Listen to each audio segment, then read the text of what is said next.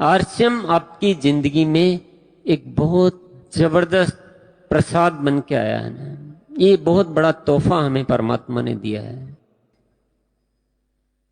और आप सभी अच्छी तरह समझ सकते हैं कि जिंदगी में कितनी भी अनमोल चीज मिल जाए और उसकी कीमत को हम नहीं समझ सकें तो वह अनमोल चीज हमारे कुछ काम आने वाली नहीं है। इसे हम लोगों ने पता नहीं क्या समझ लिया है।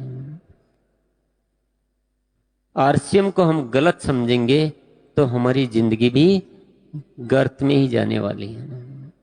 इतनी सुंदर चीज हमें जीवन में मिली है और हमने इसे चंद सिक्के पाने का एक तरीका समझ के इसका मजाक बना के रख दिया है।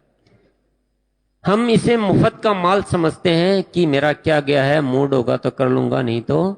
ये मुफ्त का माल नहीं है भैया, ये एक ऐसी अनमोल दौलत है जिसे इस पूरी दुनिया का अमीर से अमीर आदमी पूरी जिंदगी की दौलत लुटाकर भी नहीं खरीद सकता है।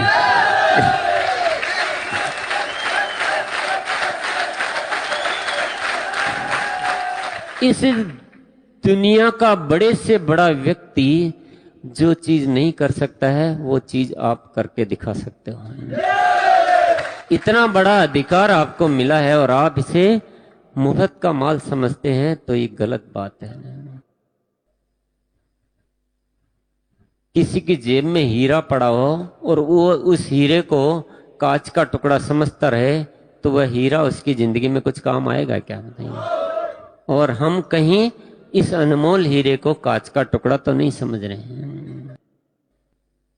इसे समझना बहुत जरूरी है। अपनी सोच में बदलाव लाना बहुत जरूरी है। एक निर्णय की बात है, एक समझने की बात है। जिंदगी हमारी गलत दिशा में मुड़ गई है, उस जिंदगी को वापस सही रास्ते पर लाने का एक खूबसूरत तरीका है आरसीएम।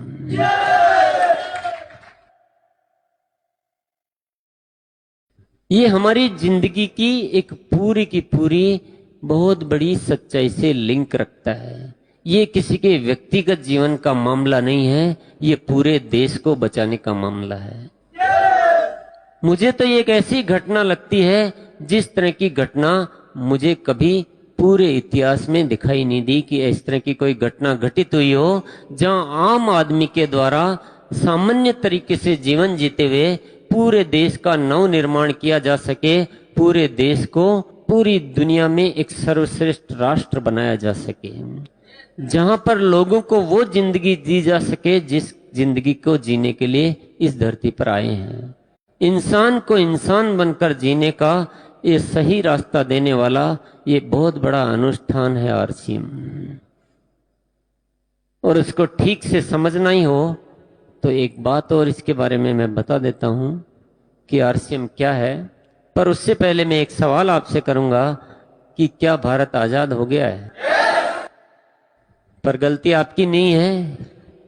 हम सारे के सारे लोग इस गलतफहमी में जी रहे हैं कि देश आजाद हो गया है।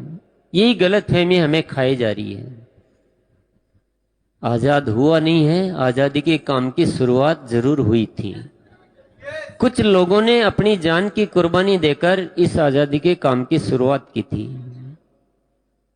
उनका एक सपना था इस देश को खूबसूरत देश के रूप में देखने का, लोगों के बीच में प्रेम का बड़ा एक सैलाब देखने का, आपस में मिलजुल कर रहने की भावना, कोई लड़ाई झगड़े नहीं, कोई दूरियां नहीं, कोई दीवारें नहीं, सब स्वावलंबी होकर जीवन जिए, सब मजबूत बने, कोई मदद नहीं मांगे। ऐसा एक खूबसूरत राष्ट्र वो देखना चाहते थे। इसी के लिए उन्होंने एक काम की शुरुआत की, भले उनको अपनी जान की कुर्बानी भी देनी पड़ी। पर जरा सोचने की बात यह है कि क्या उनका सपना पूरा हो गया? उनका सपना तो अधूरा है। उन्हें पता होता कि हमारे यह काम शुरू करने के बाद तो इस देश की स्थिति और भी खराब होती जाएगी, तो शायद कभी भी वो अपनी जान की कुर्बानी नहीं देते। हमें इस बात को ठीक से समझने की आवश्यकता है। हम इस देश के सच्चे नागरिक हैं तो उस अधूरे सपने को पूरा करना किसकी जिम्मेदारी है? अरे वो लोग हमारे लिए इतना कुछ करके चले गए क्या हम आगे का काम नहीं कर सकते हैं? क्या हमारी रगों में भारत मां का खून नहीं है? कर सकते हैं। वो हमारे जो साथी थे, वो क्या कहकर चले गए, कभी उनकी दिल की आवाज तो सुन लीजिए, कभी उनकी पुकार को तो सुन लीजिए। कर चले हम फिदा जानो तन साथियों, अब तुम्हारे हवाले वतन साथियों।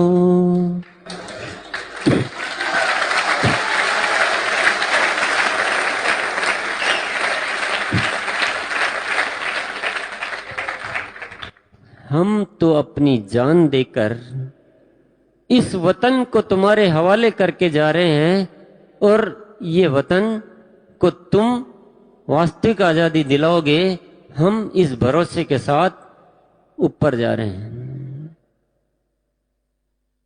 और ये आरसीएम इस धरती पर इसलिए आया है ताकि उन वीर पुरुषों के अधूरे सपने को पूरा किया जाए।